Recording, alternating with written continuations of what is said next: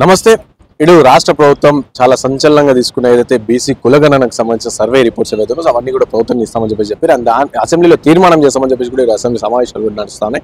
So మాట్లాడదాం. ఇంకోటి ఈ ఏదైతే కులగణనకు సంబంధించిన రిపోర్ట్స్ ఏవైతే అవన్నీ కూడా తప్పుల తడగకుండా చెప్పి ప్రధానంగా అన్ని పార్టీలు చెప్తా ఉన్నాయి. సో గతంలో చేసిన కేసీఆర్ సర్వే కావచ్చు, లేకపోతే ఇప్పుడు చేసినది చాలా వ్యత్యాసం ఉందని చెప్పేసి కూడా చెప్తాను. సో మాట్లాడదాం. దీనిపైన మనతో పాటు మాట్లాడడానికి బీసీ నాయకులు విక్రమ్ గౌడ్ గారు అన్న. నమస్తే అన్న.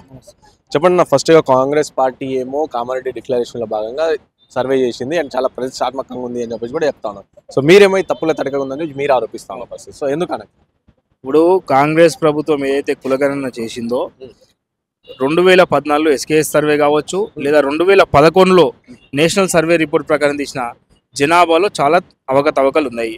అప్పుడే 3,60,00,000 జనాభా అని వాళ్ళు చెప్తే ఇప్పుడు 3,56,00,000 జనాభా అని వీళ్ళు చెప్తున్నారు.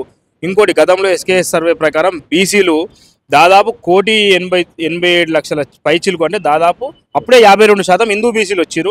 ముస్లిమ్స్తో కలుపుకుంటే దాదాపు 63% వచ్చారు. ఏది ఎస్కేఎస్ సర్వే. ఈ రోజు వీళ్ళు ఇచ్చే సర్వేలో 21,65,000 మంది బీసీలను కన్సిడర్ చేయలే. 21,65,000 మంది బీసీలను పొడగొట్టిరు, లేడబొడగొట్టిరు. అదేవిధంగా 1,78,000 మంది ఎస్సీలు పొడగొట్టిరు.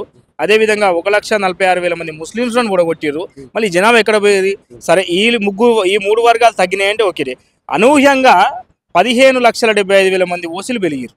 అంటే రాష్ట్రంలో 10 ఏళ్ల కాలంలో ఎస్సీలు బీసీలు ముస్లింసే తగ్గిర్రా, ఓసీలు ఏడికెళ్ళి పెరిగారు. ఇంకోటి, ఈ కులగణన కూడా ఇక్కడ కూడా ట్రాన్స్పరెంట్గా లేదు. అదేవిధంగా మేము ఏమన్నాం, పబ్లిక్ డొమైన్లో పెట్టాలి. ప్రతి గ్రామ పంచాయతీలో ఇప్పుడు 12,200 గ్రామ పంచాయతీ ఉంది రాష్ట్రంలో. 12,200 గ్రామ పంచాయతీ, ఏ గ్రామ పంచాయతీలో నువ్వు లిస్ట్ పెట్టినావా? ఏ కులం ఎంత ఉందనేది ఒక చిన్న రిపోర్టే కానీ, రిపోర్ట్ ఉన్నప్పుడు కంప్యూటర్లో ప్రింట్ తీసి పెడితే ఏమవుతుంది? అని నీ అవకతవకలు బయటపడతాయని. అదేవిధంగా కులగణన చేసే క్రమంలో కూడా అనేక ఫాములు రోడ్ల మీద పడ్డం చూసాం.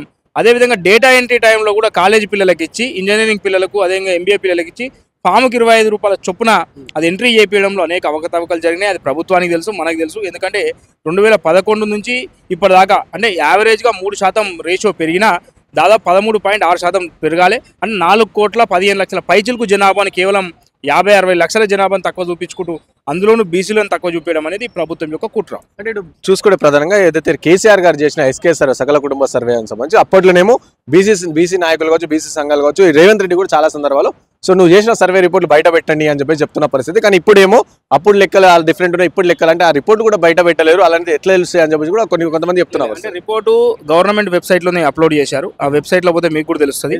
కేసీఆర్ గారిది గవర్నమెంట్ పోర్టల్లో ఉన్నది, పంచాయతీరాజ్ డిపార్ట్మెంట్లో పోర్టల్లో ఉన్నది.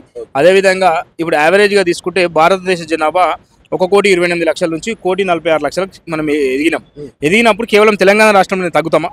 అదేవిధంగా కేవలం 2-3 వర్గాలే తగ్గడం అంటే దీని వెనుక ఎంతో కుట్రపూరితంగా ఉంది. ఈడబ్ల్యూఎస్ రిజర్వేషన్ తీసుకొచ్చి ఇక్కడ తెలంగాణ రాష్ట్రంలో పేద విద్యార్థుల, మధ్యతరగతి విద్యార్థుల గొంతు కోసింది. కాబట్టి ఎందుకంటే ఉద్యోగ అవకాశాలు లేక ఇప్పుడు బీసీల కన్నా 14-15 మార్కులు తక్కువ వచ్చిన ఓసీలకు జాబులు వచ్చినాయి. అదేవిధంగా ఎస్టీల కన్నా 4 మార్కులు తక్కువ వచ్చిన వాళ్ళకు కూడా వచ్చినాయి. మేము ఏమంటున్నాం, నిజమైన నిరుపేదలకు 3%, 2% ఇవ్వండి, అన్న తప్పులేదు. ఎందుకంటే గతంలో మేము కూడా ఇంకోటి, రిజర్వేషన్లు అనేది ఈ సామాజిక దృక్పథంతో ఇచ్చేది, ఆర్థిక దృక్పథంతో ఇచ్చేది కాదు. గతంలో కేంద్ర ప్రభుత్వం పైన మేము కొట్లాడడం జరిగింది. అప్పుడు కేంద్ర ప్రభుత్వం ఏం చేసిందంటే, ఏ రాష్ట్రం అనుకూలంగా వారు పెట్టుకోమన్నప్పుడు ఇక్కడ 10% గత ప్రభుత్వం ఇచ్చినప్పుడు వీళ్ళు దాన్ని ఏ విధంగా కాపాడుకోవాలి అంటే ఎస్సీ ఎస్టీ బీసీ పిల్లలను ఏ విధంగా ముంచాలి, మైనార్టీ పిల్లలను ఏ విధంగా ఆగం చేయాలనే కాన్సెప్ట్తోని జానారెడ్డి అనే గొప్ప వ్యక్తి ఇలా జరిగింది. ఇప్పుడు జానారెడ్డికి ఏం పని అండి? జానారెడ్డి అనేట ఆయన కాంగ్రెస్ పార్టీ గాంధీ భవన్ పో, లేకపోతే ఏఐసీసీ భవన్ ఢిల్లీకి పో. నువ్వు ప్రభుత్వంలో సచివాలయంలో నీకేం పని? బీసీ కులగణన మీద సమీక్ష జరుగుతున్నప్పుడు 3 సార్లు నువ్వెందుకు వస్తావు? నువ్వెందుకు ఇంటర్ఫియర్ అవుతావు? రేవంత్ రెడ్డి గారు కానీ రాష్ట్ర ప్రభుత్వం కానీ సమాధానం చెప్పాలి. జానారెడ్డి ఏ హోదాతో వచ్చిండు? కనీసం ఒక వార్డు మెంబర్ కాదు, ఒక ఎమ్మెల్యే కాదు, ఒక ఎంపీ కాదు, కనీసం ముఖ్యమంత్రి సలహాదారు కాదు. ఆయనకి ఏ పని ఉంటుందా? అంటే బీసీలను ఎలా తక్కువ చూపించాలి, బీసీల ఆత్మగౌరవాన్ని ఎలా దెబ్బతీయాలనే విధంగా వీరు కుట్రపూరితంగా ఈ తప్పుడు తలకల తీసుకొచ్చి బీసీల గొంతు కోద్దాం అనుకుంటారు. కానీ ఖచ్చితంగా మేము దాన్ని ఆమోదించాం. బీసీలు కూడా అంతా చాలా మేల్కొని ఉన్నారు. మా జనాభా 65 నుంచి 66% ఉంటుంది. కాబట్టి అదే విధంగా వాళ్ళు ముందు పోవాలి. కామారెడ్డి డిక్లరేషన్లో ఇచ్చిన ఏ ఒక్క హామీ కూడా నెరవేర్చలేదు. కాబట్టి దాని హామీ అమలయ్యేదాకా ఈ ప్రభుత్వం వెంబడి పడతామని చెప్పి తెలియజేస్తుంది. బీసీ సంక్షేమ శాఖ మంత్రి అయిన పొన్నం ప్రభాకర్ గారు కూడా నేను గాంధీ భవన్లో ప్రెస్ మీట్ పెట్టి చెప్తా ఉన్నారు. సో ఇది ప్రాపర్గా జరిగింది, పకడ్బందీగా జరిగింది, ఇవన్నీ కూడా తప్పులు తడగా లేనే లేదు. ఒకవేళ ఏమైనా ఉంటే మా నోటీస్కి తీసుకురండి, ఏదో ఒకటి సలహా ఇస్తామని చెప్పేసి కూడా చెప్తా ఉన్నారు కదా వాళ్ళు. పాపం పొన్నం ప్రభాకర్ అన్న గారికి ఇంట్లో కూడా ఇన్వాల్వ్ చేయలే. పొన్నం ప్రభాకర్ అన్న మొదటి నుంచి కూడా ఎక్కడ దూరమే పెట్టింది. ఎందుకంటే ఎస్సీ వర్గీకరణ మీద వేసిన మంత్రిమండలి ఉపసంఘానికి చైర్మన్గా మనం ఉత్తమ్ కుమార్ రెడ్డి గారిని ఇచ్చారు. మా లెక్కలు బీసీల లెక్కలు ఉత్తమ్ కుమార్ రెడ్డి చెప్తాడు, ఎస్సీల లెక్కలు ఉత్తమ్ కుమార్ రెడ్డి చెప్తాడు. ఎక్కడ కూడా బీసీ మంత్రి ఉన్నాడు, ఎస్సీ మంత్రి ఉన్నాడు. కాబట్టి పొన్నం ప్రభాకర్ అన్న గారు మేము ఒకటే అడుగుతున్నాం కదా, ఈ ఎక్కడ మాకు ఏమంటారు ఎక్కడ కూడా డౌట్ అని కాదు. అసలు ఫస్ట్ గ్రామ పంచాయతీలో పెట్టింది లిస్టు. ఒక ఊర్లో 800 నుంచి 900 మంది ఉంటారు. మహా అయితే ఒక పెద్ద మేజర్ గ్రామ పంచాయతీ 5000 మంది కన్నా ఇక్కడ జనాభా లేరు. కాబట్టి ఈ 12,200 గ్రామ పంచాయతీలలో మీరు చేసిన సర్వేని పెట్టండి. అదే విధంగా స్టేట్లో ఏ కులం ఎంతమంది ఉన్నారో మాకు చెప్పండి. అసలు మీరు ఎన్ని కులాల దగ్గర పోయారు, ఎన్ని ఇళ్ళకి పోయారు. ఇప్పుడు వీళ్ళు చెప్పే తప్పుల లెక్క ఎట్లా ఉందంటే 2011లోనేమో 1,25,00,000 కుటుంబాలు ఉంటే ఇప్పుడు వచ్చేసరికి ఏమైంది, 1,05,000 కూడా మళ్ళీ ఇంకా 19 లక్షల కుటుంబాలు ఎడిగిపోయినాయి. విదేశాలకు పారిపోయిర్రా లేదా పక్క రాష్ట్రంకి పోయిర్రా అనేది ఇవన్నీ ఉన్నాయి. కాబట్టి ఖచ్చితంగా దీని మీద మేము తీవ్రంగా ఈ రిపోర్ట్ను చెత్తబుడలో వేయడం జరిగింది. మీ అందరి సమక్షంలోనే ఖచ్చితంగా మా లెక్కలు మాకు తేలే వరకు వీళ్ళ ఖచ్చితంగా వదలము, వీళ్ళని ఖచ్చితంగా నిలదీస్తామని చెప్పి తెలియజేస్తున్నాం. ఇంకోటి ఇంతకుముందు రేవంత్ రెడ్డి మాట్లాడుతూ కూడా జస్ట్ ఇంతకుముందు చూసినాం మేము న్యూస్. రేవంత్ రెడ్డి మాట్లాడుతూ సో కామారెడ్డి డిక్లరేషన్ బాగా 42% నేను ఇస్తా. ఇంకోటి ఏంటంటే బీఆర్ఎస్ బీజేపీ ప్రభుత్వాలకు ప్రధానంగా ఆయన చెప్పారు అనమాట. సో పార్లమెంటులో చట్ట సవరణ చేయాలి, దమ్ముంటే మీరు చేయండి, నేను మాత్రం చట్ట సవరణ చేయరు కాబట్టి నేను 42% ఇస్తున్నా లోకల్ బాడీ ఎలక్షన్లు అని చెప్పేసి తను ఒక ప్రకటన విడుదల చేసి. సో మీరేమో వాళ్ళ కుట్రనే అందులో దాగుంది. మీకు అర్థం కాదు ఏంటంటే వీళ్ళ మేజర్ కుట్రనే అది. ఇప్పుడు దీన్ని ఏం చేస్తారంటే ఏదో చట్టం చేసినట్టు చేసి పార్లమెంట్లో 9th షెడ్యూల్లో పెట్టాలని నూకేస్తే అది ఎట్లయినా తీరదు కాబట్టి 50% సీలింగ్ ఉంది. కాబట్టి మేము లోకల్ బాడీ డబ్బులు రావాలి, సర్పంచ్ ఎలక్షన్స్ ఆపలేమని చెప్పి 20% 22%తో ఎలక్షన్ పోతే బీసీల గొంతుకు పోద్దామని చూస్తారు.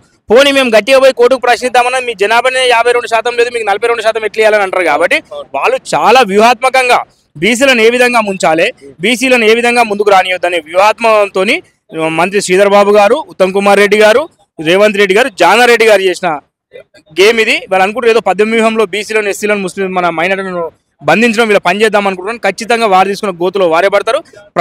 ఈ ప్రభుత్వం ఖచ్చితంగా బీసీలతో పెట్టుకోవడం మాత్రం కూలిపోతుంది. థ్యాంక్ యూ అన్న. సో విన్నారు కదా, ఇది పెద్ద మోసం దాగింది అని చెప్పి చెప్తా ఉన్నారు విక్రమ్ గారు. సో ఈ విధంగా ఈ బీసీ కులగణ సర్వే సంబంధించి సో అందులోనే చాలా పెద్ద మోసం ఉంది. సో కేవలం వీళ్ళందరూ కలిసి కొంతమంది రెడ్లు అగ్రవర్ణ కులాలకు సంబంధించిన నాయకుల చేతిలో ఇటు బీసీలకు సంబంధించి వాళ్ళు కూడా రెడ్డి ఉత్తమ్ కుమార్ రెడ్డి చేస్తాడు, అలాగే ఎస్సీ వర్గంకి సంబంధించి దానిపైన కూడా ఉత్తమ్ కుమార్ రెడ్డి చేస్తారు. ఇట్లా ఏదైనా సరే ఇవన్నీ కూడా కలిపి అగ్రవర్ణ చేతిలోనే సో బీసీలను మోసం చేసే ప్రక్రియ పెద్ద జరుగుతుందని చెప్పి చెప్తా ఉన్న పరిస్థితి. కెమెరా పర్సన్ సాయితో రాణా ప్రతాప్ ఫ్రమ్ హైదరాబాద్. కోద్దాం అనుకుంటారు కానీ ఖచ్చితంగా మేము దాన్ని ఆమోదించాం. బీసీలు కూడా అంతా చాలా మేల్కొని ఉన్నారు. మా జనాభా 65 నుంచి 66% ఉంటుంది. కాబట్టి అదే విధంగా వాళ్ళు ముందు పోవాలి. కామారెడ్డి డిక్లరేషన్లో ఇచ్చిన ఏ ఒక్క హామీ కూడా నెరవేర్చలేదు. కాబట్టి దాని హామీ అమలయ్యేదాకా ఈ ప్రభుత్వం వెంబడి పడతామని చెప్పి తెలియజేస్తుంది. బీసీ సంక్షేమ శాఖ మంత్రి అయిన పొన్నం ప్రభాకర్ గారు కూడా నేను గాంధీ భవన్లో ప్రెస్ మీట్ పెట్టి చెప్తా ఉన్నారు.